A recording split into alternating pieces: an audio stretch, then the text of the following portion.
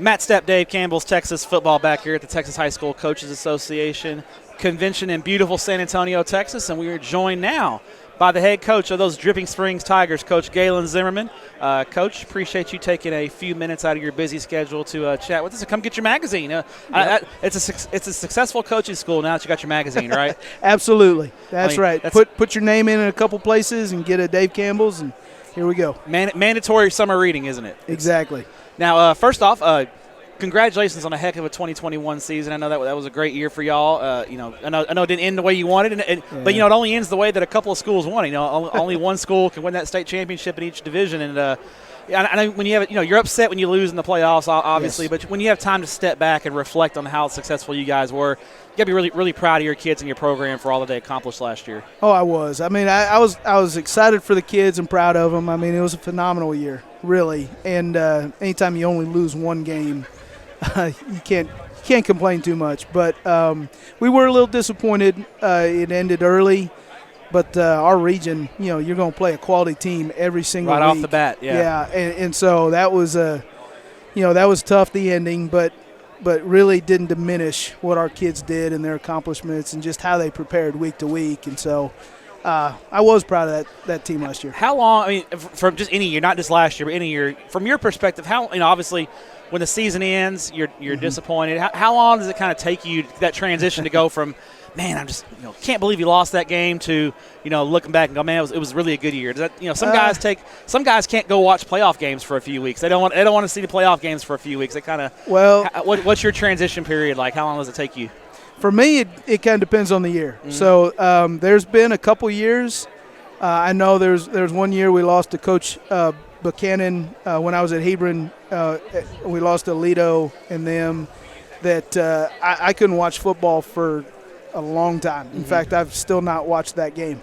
And then another year where I couldn't watch football. I didn't even watch the state championships. Wow. Okay. There's been a couple of those years. Now, mostly, I think it's a couple weeks, and you kind of give yourself a chance to mourn. Yeah. And then you get back to it, and then you're happy for your buddies that are still playing. And go watch guys you coached with or stuff like that. Yeah. In the last 4 years, I've taken my son. This has been pretty special. So I've taken my son, and we've gone to the state championship games. Awesome experience there. And so that one I think was going to be something we do every year. Now I got to ask you. Now you're not too old. I'm not going to date you or anything. But are you to the point now where maybe are kids that you coaching now? Oh, absolutely. Yeah. There's quite a few. In fact, Coach Daniel Foster is the new head coach at McKinney Boyd. Did you coach Coach Foster? I coached him in high school at Hebron. Yeah. Wow. So I didn't think you were that old, Coach. I'm going into year 26. Wow. Okay. So yeah, I'm older than I look now that I've got a little facial hair. You can tell. Yeah. I like to give Daniel a hard time though, because I said I have a full head of hair and I was in shape until I coached Coach Foster, and then the hair fell out and just it all went down. Yeah, well, Foster will do that to you sometimes. Yeah. So does that? I mean, it's got to be a cool experience, to see the kids that you coach now becoming head coaches and being coordinators and that kind of thing. And it probably gives you more reasons to go, more people to go watch in the playoffs now. That if hopefully you guys are playing, but if you're not playing, you might have kids that you coach being offensive and defensive coordinators or even head coaches at certain points. Absolutely. It's fun to watch those guys that you coached with or have played for you and have success. And so that part's fun. We went to the Hall of Honor banquet last night, and Coach Brazel got inducted. Yeah, deservedly so. Deservedly so. And that's one of my mentors. And some of the stuff that he talked about was just, it's the people, it's the relationships. He did it because of his coaches, and he's doing it for the kids and just building those relationships and trying to pour back into them.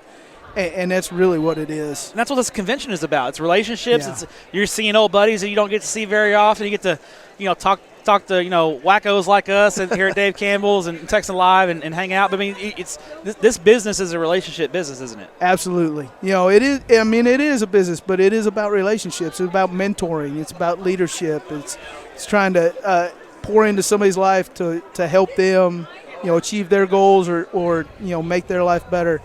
And it truly is a calling.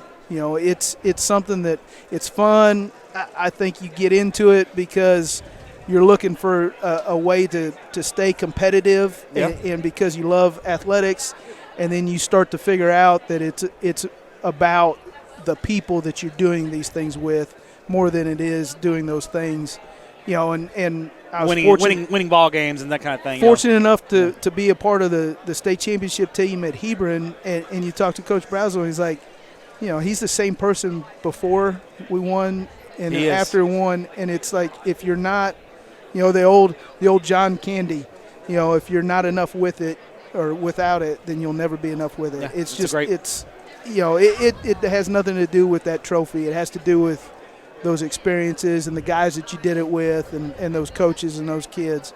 Absolutely. As an Everman grad, you guys beat my Bulldogs on the way to that state championship. That was a great game, though. It was unbelievable. That was a great ball game at that old Texas Stadium there. That was a heck of a ball game. So broke my heart a little bit as a Bulldog, but you guys were that was a great Hebron team. I went to the state championship game that year against Cal Allen down there at Round Rock at the Palace, and that was a heck of a ball game. Packed house.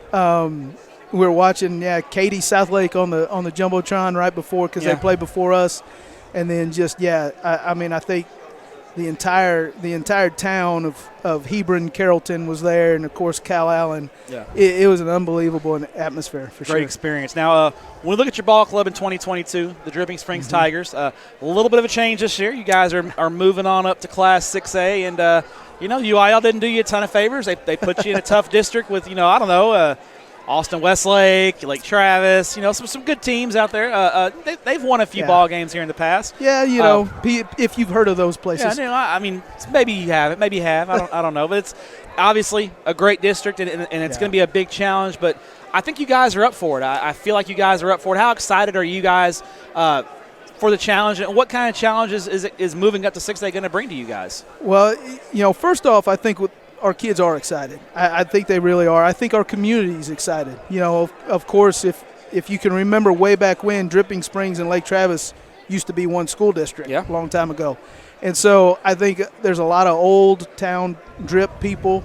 They're excited to get back in district with Lake Travis just from that, that friendly rivalry state.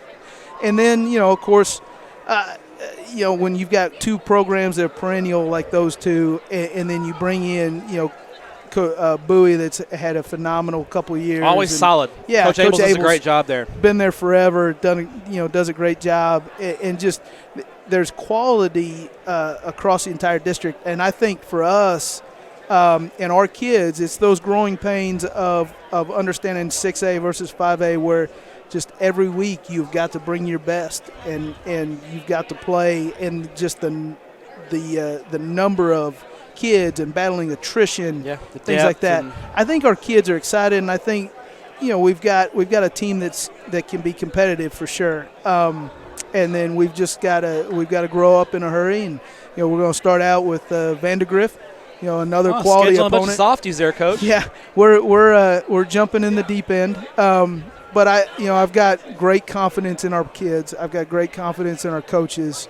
I think our community is excited about it, and they're going to be supportive. And our parents are fanatical about what their kids are excited about, and so that's good. We're in a place like that, and I've got confidence in our kids and our coaches that we're going to do what's necessary, and we're going to be competitive. Does that mean you're going to win every game? I mean, who knows? You take it one game at a time.